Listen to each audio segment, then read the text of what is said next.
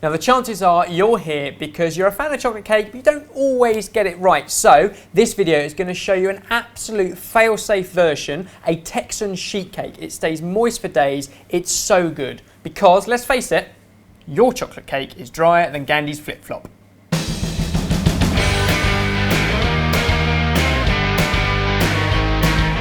Now this Texan sheet cake is absolutely foolproof, super moist, and it starts with the wet ingredients, which you're going to make a chocolate paste out of butter, which goes into a pan, and once the butter's melted down, you're going to add in the cocoa, and it forms a kind of chocolate paste, and as soon as the paste is there, then you go in with a little bit of water.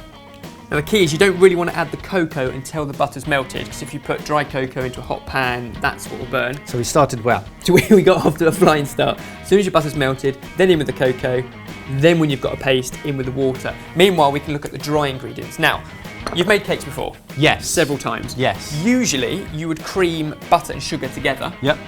Then add in the eggs, put loads of air in it, then fold in the flour. Yes. This method is more like a batter. Okay. So we're going in with dry ingredients first. So we've got plain flour, raising agent and sugar, and they all go into our mixer. I'm doing all of this, aren't I? I'm hands off. And then you can mix all that together. Okay. So that can whisk up. Your chocolate paste over here can have the water added to it. I'm doing a lot of moving.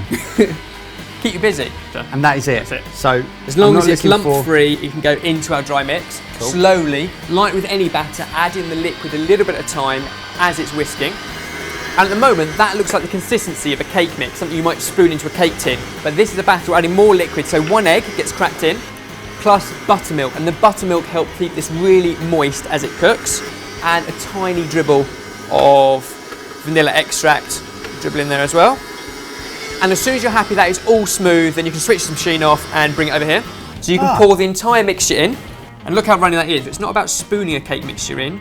It's definitely a batter. It's got that gloss to it that makes you just want to lick the bowl. And the beauty of this cake is it is nice and flat. It's in a sheet, a rectangular tin. It goes into an oven at 180 degrees Celsius for 15 minutes. And while that bakes off, we can look at the other components to our cake. So a good cake needs either a frosting or icing and some sort of crunch or decoration. So the crunch we go for next, nuts, pecan nuts. So all we're going to do is honey them. So you're going to take the nuts and we're basically going to toss them in a sweetened egg white. So what we need to do is take the egg white and pop it into our bowl. We can get rid of the egg yolk.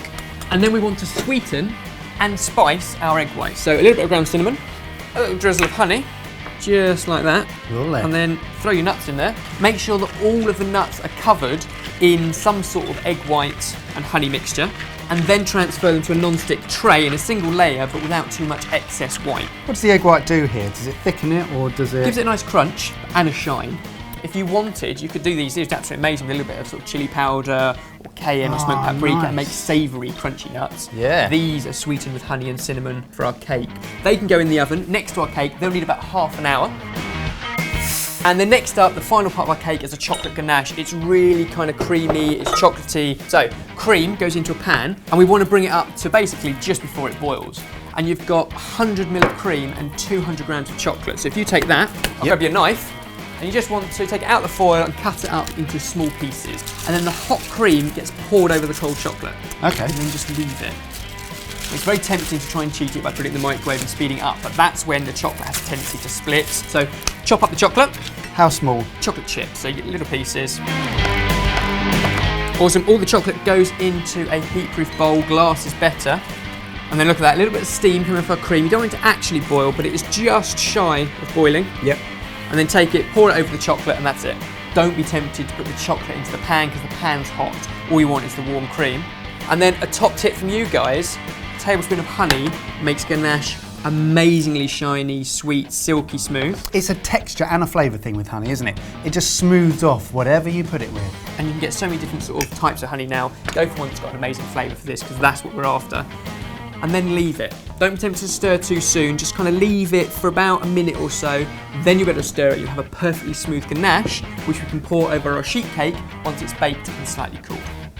And now here we are. So our cake has cooked and cooled. You can see it's come away from the edge. That's because of the butter and the chilling of the tin. Our ganache, no longer hot, but silky smooth. You can spread that over our cake. And I just want to reference the nuts.